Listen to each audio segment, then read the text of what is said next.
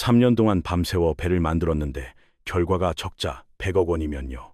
이건 공장이 아니라 3년짜리 베팅입니다. 여러분 안녕하세요. 오늘은 조선업을 숫자와 리스크로 끝까지 파헤쳐 보겠습니다. 도대체 무슨 일이 벌어진 걸까요? 여러분 주변에 배 타본 사람 있으세요?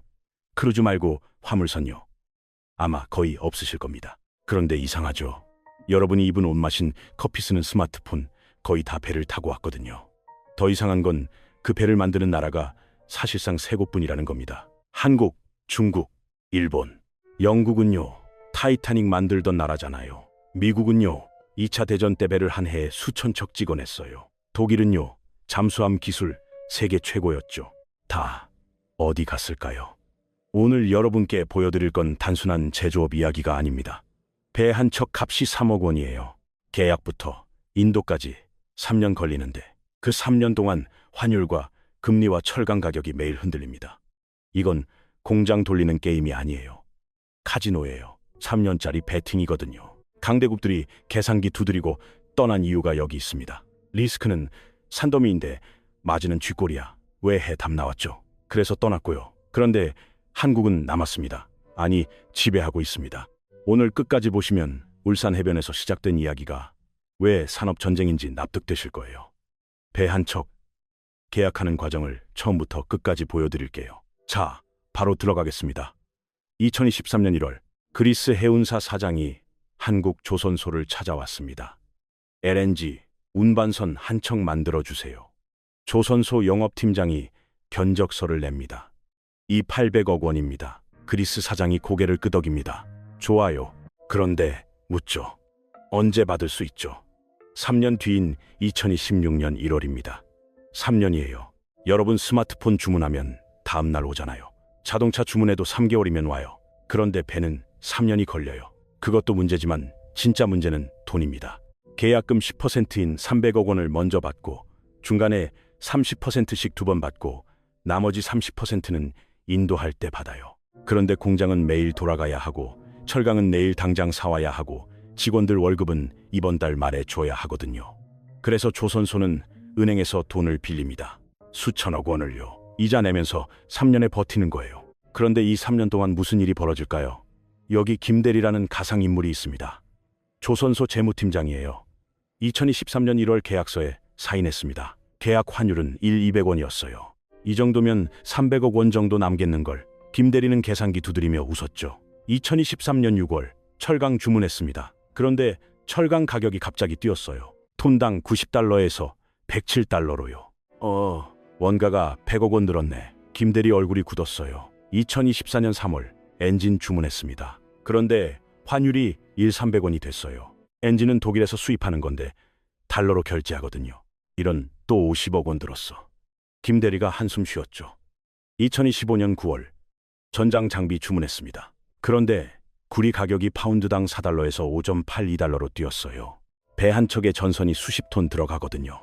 또 30억 원. 김대리가 책상을 쳤어요.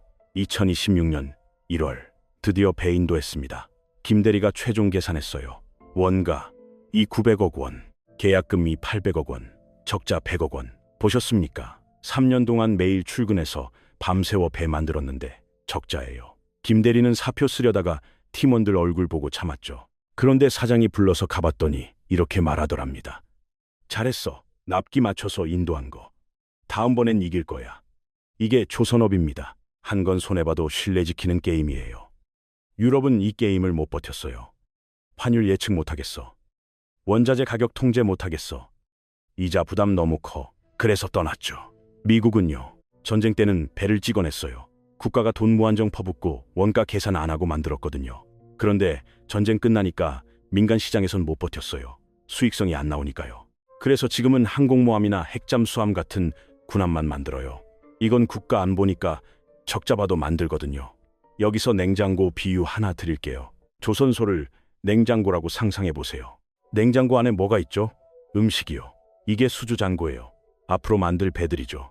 냉장고 문 열면 음식 확인할 수 있어요. 오, 김치 있네. 계란 있네. 고기도 있네. 이게 조선소의 미래 매출입니다. 그런데 냉장고가 비면요. 굶어야죠. 2025년 9월 기준 글로벌 조선소들의 냉장고를 열어봤습니다. 총량이 1억 6,600만 보정톤이에요. 중국 냉장고에 61%가 들어있어요. 한국 냉장고엔 20% 있고요. 일본 냉장고는요, 거의 비었어요. 냉장고 채우기 전쟁입니다. 비면 끝이거든요. 그래서 한 건 손해봐도 신뢰를 지켜야 합니다. 첫 번째, 국가가 뒤에서 돈을 보증해야 합니다. 조선소가 은행 가서 3천억 빌려주세요 하면 은행이 뭐라고 할까요? 담보 뭐 있어요? 조선소가 말합니다. 배 만들 겁니다. 은행이 웃어요. 돈은 3년 뒤에 나오잖아요. 그 사이에 당신들 망하면 그래서 한국수출입은행이 나섭니다. 우리가 보증할게요. 그제야 은행이 돈 빌려주는 거예요. 중국도 똑같아요. 중국 수출입은행이 뒤에서 보증해줘요. 일본도 마찬가지고요. 유럽은요, 정책금융 규모가 우리의 10분밖에 안 돼요. 그러니까 조선소가 돈을 못 빌려서 무너지는 거죠. 두 번째, 50년 넘게 쌓아온 납기 준수, 실적이 있어야 합니다. 여러분이 선주라고 상상해보세요. 몇 천억 원을 맡기는 건데 이 조선소 믿을 수 있을까요? 뭘 보고 믿어요? 실적이죠. 우리는 지난 50년간 배 3,000척 만들었고 납기 지연 단 한 번도 없었습니다.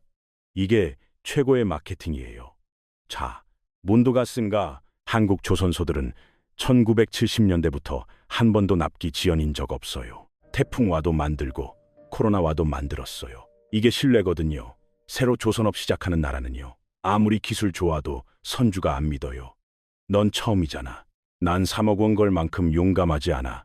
세 번째, 철강부터 엔진까지 한 동네에 다 모여 있어야 합니다. 레고 공장 상상해보세요. 빨간 블록, 파란 블록, 노란 블록, 수만 개를 맞춰서 배를 만드는 거예요. 그런데 빨간 블록이 독일에서 오고 파란 블록이 핀란드에서 오고 노란 블록이 폴란드에서 온다면요, 블록 하나 늦게 오면 전체 조립이 멈춰요. 한국은요, 빨간 블록, 파란 블록, 노란 블록 다 경상도에서 나와요. 포항철강, 거제, 조선소, 부산기자재. 차로 1시간이면 다 연결돼요. 중국도 비슷해요. 상하이 근처에 다 모여 있어요. 일본도 그 근처에 몰려 있고요. 유럽은요, 흩어져 있어요. 물류비만 수백억 원 나가고 납기는 계속 밀려요. 네 번째, 거대한 도크를 365일 쉬지 않고 돌려야 합니다. 조선소가 보셨어요. 축구장 10개 크기 도크가 있어요. 100민 높이에 골리앗 크레인도 있고요. 이거 유지하는데 한 달에 수백억 원 들어가요. 배 안 만들어도요. 그래서 계속 만들어야 해요. 욕조 비유 기억나시죠? 물이 계속 빠져나가요. 고정비가 새는 거거든요. 더 큰 물로 계속 부어야 해요. 한 척 만들 때랑 10척 만들 때랑 척당 원가가 30% 차이 나요. 그래서 대량 생산이 생명이에요. 다섯 번째, 불황 때 국가가 버티게 하고 밀어줘야 합니다. 조선업은 10년 호황, 10년 불황을 반복해요. 불황 오면 주문이 뚝 끊겨요. 이때 어떻게 하느냐로 생사가 갈려요. 한국은 2010년대 불황 때 구조조정은 했지만 완전히 포기하진 않았어요. 조선은 우리 전략 산업이야. 버텨. 정부가 정책금융 더 풀고 은행 부담 덜어주고 세금 깎아줬어요. 유럽은요, 불황이면 정리해. 시장 논리대로. 그래서 조선소들이 쓰러졌죠. 여기서 박 사장 이야기 조금 더 해볼게요. 그리스 해운사 사장이에요. 2020년 코로나 불안 때 배 10척 주문하려고 했어요. 먼저 유럽 조선소를 찾아갔습니다. 독일 함부르크요. 배 10척 만들어 주실 수 있어요. 조선소 사장이 고개를 저었어요. 죄송합니다. 저희 내년 3월에 문 닫습니다. 주문이 끊겼거든요. 박 사장이 프랑스 생제르 조선소도 찾아갔어요. 똑같았어요. 저희도 정리 중입니다. 그 다음 한국 거제 조선소 찾아왔습니다. 배 10척 만들어 주실 수 있어요. 조선소 사장이 웃으며 말했어요. 물론입니다. 언제까지 필요하신데요? 불황인데 괜찮으세요? 문 안 닫으세요. 국가가 뒤에 있습니다. 걱정 마세요. 박 사장은 어디에 주문했을까요? 당연히 한국이죠. 그리고 3년 뒤 정확히 약속한 날짜에 배 10척을 받았어요. 납기 딱 맞춰서요. 이게 차이예요. 유럽은 불황 오면 시장에 맡겨요. 한국은 국가가 떠받쳐요. 보셨습니까? 이 5가지를 다 갖춘 나라가 세계 몇 개나 될까요? 한국, 중국, 일본이에요. 인건비 싸서 한국이 이긴 거 아니야. 이렇게 생각하시는 분 계시죠? 완전히 틀렸어요. 한국 조선소 용접공 연봉 아세요? 6천만 원 넘어요. 중국보다 비싸고 베트남보다 3배 비쌉니다. 그런데도 한국이 이기는 이유는요. 배 만드는 데 인건비는 그리 큰 비중이 아니거든요. 배 한 척 원가 쪼개볼게요. 철강, 엔진, 기자재 같은 원자재가 60%, 도장 같은 공정이 15%, 이자 같은 금융 비용이 10%, 인건비가 15%, 인건비 10% 깎는다고 해봐야 전체 원가는 1.5%밖에 안 줍니다. 그런데 환율이 10%만 흔들려도 원가가 6% 흔들려요. 인건비보다 환율이 4배 더 무섭다는 거예요. 그래서 유럽이 떠난 진짜 이유는 임금이 아닙니다. 더 돈 되는 판으로 옮긴 거예요. 유럽은 1980년대까지 조선업을 지배했어요. 그런데 1990년대부터 계산기를 두드리기 시작했죠. 대량 상선 만들면 마진이 5%, 크루즈선 만들면 마진이 20%, 엔진만 팔면 마진이 30%. 뭘 해야 할까? 답은 명확했습니다. 배는 포기하고 가장 돈 되는 부분만 지배하자. 여기 핀란드 바르질라라는 회사, 배 안 만들어요. 그런데 전 세계 선박 엔진의 40%를 만들죠. 엔진 하나에 500억 원 받아요. 마진은 30%가 넘고요. 한국 조선소가 배 한 척 만들어서 5% 마진에 150억 원 남길 때 바르질라는 엔진 하나 팔아서 150억 원 남겨요. 근데 엔진 만드는데 6개월이면 돼요. 우린 3년 걸리는데요. 독일도 마찬가지예요. 배는 안 만들지만 추진 시스템, 자동화, 장비, 항해 시스템을 팔아요. 한 척당 300억 원 넣어요. 마진은 25%고요. 이탈리아는요. 크루즈선만 만들어요. 크루즈 한 척이 1조 원이에요. 마진이 20%니까 2억 원 남겨요. 일반 상선 10척 만드는 것보다 돈 많이 벌어요. 보셨습니까? 유럽은 졌던 게 아니라 포지션을 바꾼 거예요. 컨테이너선 같은 건 아시아한테 맡기고 우리는 고마진 제품만 하자. 이게 유럽 전략이에요. 그래서 강대국이 배 안 만드는 진짜 이유는요. 더 맛있는 게 있어서예요. 소프트웨어, 항공, 금융, 명품, 첨단 부품 이런 데 투자하면 마진이 30%, 40%, 50% 나오거든요. 반대로 한국, 중국, 일본은 조선을 손익계산서로만 안 봤어요. 철강, 기계, 해운, 고용, 안보, 국력 패키지로 본 거죠. 여기서 오늘 시장 상황 한번 점검할게요. 2026년 1월 5일 기준 원달러 환율 1,448원이에요. 기준 금리 2.5%고요. 이게 조선소한테 무슨 의미냐고요? 조선소 재무팀장 입장에서 생각해보세요. 환율 높으면 수출 대금 많이 받으니까 좋을 것 같죠? 틀렸어요. 철강, 엔진, 구리 다 달러로 사오니까 원가도 같이 올라요. 기준 금리 2.5%는요. 조선소가 빌린 몇천억 원에 대한 이자가 그만큼 높다는 뜻이에요. 배 한 척 만드는 동안 이자가 200억 원 나가요. 최근 톤당 107달러예요. 배 한 척에 5만 톤 들어가니까 535억 원이에요. 철강 가격이 10% 오르면요. 원가가 54억 원 뛰어요. 구리는 파운드당 5.82달러예요. 배 한 척에 전선이 50톤 들어가니까 64억 원치예요. 구리 가격 10% 오르면 원가 6억 원 추가고요. 여기서 아까 김대리 다시 등장시킬게요. 적자 100억 원 보고 상사한테 올라갔던 그 친구요. 상사가 물었어요. 화내지는 했어. 네. 70%까지 했습니다. 원자재 선물 거래는 그것도 했는데 구리 가격이 예상 밖으로 뛰었습니다. 금리 스왑은 했는데 중앙은행이 금리를 안 내려서 상사가 한숨 쉬었어. 100억 원 적자면 우리 1년 영업이익의 10%야. 그래도 납기는 맞춰. 틀리면 다음 계약도 없어. 김대리가 고개 숙였죠. 죄송합니다. 다음엔 꼭 흑자 내겠습니다. 보셨습니까? 조선업은 한 건 손해봐도 신뢰를 지키는 게임이에요. 유럽 조선소들은 손해보면 바로 계약 파기하거든요. 그래서 선주들이 안 믿는 거고요. 1972년 울산 앞바다였어요. 조선소 없었어요. 그냥 모래밭이었죠. 그런데 한 사람이 그리스 선주 만나러 런던으로 갔습니다. 26척 만들어 드릴게요. 조선소 어디 있어? 지금 짓고 있습니다. 설계도는 그것도 만들고 있습니다. 기술자는 그것도 뽑고 있습니다. 말이 돼요? 안 되죠. 보통은 공장 짓고 기술 배우고 시제품 만들고 그 다음에 파는 거잖아요. 한국은 거꾸로 했어요. 계약 먼저 따고 공장 나중에 지었죠. 이게 가능했던 이유는요. 신뢰 때문이에요. 용접 잘한다고 계약받은 게 아니에요. 저는 하겠습니다를 외치고 그 말에 목숨 걸었던 거거든요. 울산 조선소는 공장이 아니라 전쟁터였어요. 낮에는 철판 자르고 밤에는 용접하고 새벽에는 도장했어요. 비 와도 안 쉬고 태풍 와도 안 쉬었어요. 그렇게 3년 버텨서 126척 인도했어요. 납기 딱 맞춰서요. 그리스 선주가 깜짝 놀랐죠. 한국 믿을만하네. 여기서 한국 조선업의 진짜 무기가 나옵니다. 첫째, 블록 공법이에요. 배를 통째로 만드는 게 아니라 블록으로 쪼개는 거예요.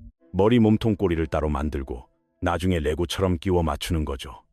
이게 얼마나 빠른지 아세요? 중국 조선소가 배 한 척 만드는데 4년 걸릴 때 한국은 3년 만에 만들어요. 납기를 1년 당기는 거예요. 선주 입장에선 1년이 돈이거든요. 배 빨리 받으면 화물 빨리 싣고 운임 빨리 받으니까요. 그래서 선주들이 한국 조선소 찾는 거예요. 둘째, 정밀도예요. LNG 운반선 아세요? 영하 163도 액화 천연가스를 담는 배예요. 용접 하나 틀리면 폭발해요. 한국 조선소는 용접 오차를 1mm만으로 관리해요. 머리카락 두께의 10분의 1이에요. 이걸 50년째 해온 거거든요. 중국이 LNG 시장에 뛰어들었지만 아직 품질에서 한국을 못 따라와요. 그래서 2025년 9월 기준 LNG 운반선 신규 수주에서 한국이 55%, 중국이 45%를 차지해요. 55대 45예요. 한국이 아직 앞서 있는 거죠. 전체 신규 수주로 보면요. 한국이 39%, 중국이 40%예요. 거의 따라잡은 거죠. 10년 전엔 중국이 70%였거든요. 한국이 다시 치고 올라온 거예요. 셋째, 생태계예요. 포항 철강, 거제, 조선소 창원, 기계 부산 항만. 이게 다 1시간 거리예요. 아침에 포항에서 철판 찍으면 점심에 거제 도착해요. 저녁에 블록 완성되고요. 중국은요. 땅이 넓어서 물류에 시간 걸려요. 상하이에서 닝보까지 5시간 걸리거든요. 그리고 마지막으로 핵잠수함 이야기 해야 할 것 같아요. 2025년 10월 경주 APEC 정상회담에서 역사적인 일이 벌어졌어요. 트럼프 미국 대통령이 한국의 핵 추진 잠수함 건조를 승인했습니다. AP통신이 뭐라고 했는지 아세요? 미국이 영국에도 주지 않았던 최고 기밀 기술을 한국과 공유하기로 한 역사적 결정이래요. 영국이요. 2차 대전 때 같이 싸운 형제국가 영국한테도 안 줬어요. 한국한테 줍니다. 왜냐고요? 한국 조선소가 만들 수 있으니까요. 5영통급 핵추진 잠수함 몇 척 이상 건조 계획이에요. 한 척당 3조 원, 총 20조 원 넘는 프로젝트죠. 미국 펜실베이니아, 필리, 조선소에서 건조한대요. 그런데 그 조선소 주인이 누구게요? 하나오션이에요. 한국 기업입니다. 기술은 미국 만드는 건 한국이 하는 거예요. 냉정하게 말씀드릴게요. 핵잠수함은 기술 문제가 아니에요. 정치 문제였어요. 그 정치 문제를 한국이 풀어냈습니다. 물론 미국 의회 동의 같은 후속 절차가 남긴 했어요. 하지만 대통령이 승인했다는 건 이미 게임이 끝났다는 겁니다. 보셨습니까? 타이타닉 만들던 영국은 떠났고 전쟁 때 배 찍어내던 미국도 떠났어요. 한국은 남아서 가장 어렵고 가장 비싼 배를 가장 빠르게 만드는 나라가 됐어요. 그리고 이제 세계에서 가장 어려운 배 핵잠까지 테이블에 올려놓을 수 있는 나라가 됐습니다. 그런데 질문 하나 드릴게요. 2026년 환율이 1,500원 넘고 중국이 가격을 더 내리고 경기가 침체되면 어떻게 될까요? 그때 당신은 이렇게 말할 건가요? 조선업은 이제 끝이야. 정리하자. 아니면 이렇게 말할 건가요? 이건 우리 마지막 제조업이야. 끝까지 버티자. 한번 포기하면 다시 못 돌아옵니다. 유럽이 증명했죠. 선택은 지금부터 시작돼요. 오늘 궁금한 경제학은 여기까지입니다. 끝까지 보셨다면 구독과 좋아요, 그리고 알림까지 한 번씩 부탁드릴게요. 다음 이야기에서 다시 뵙겠습니다.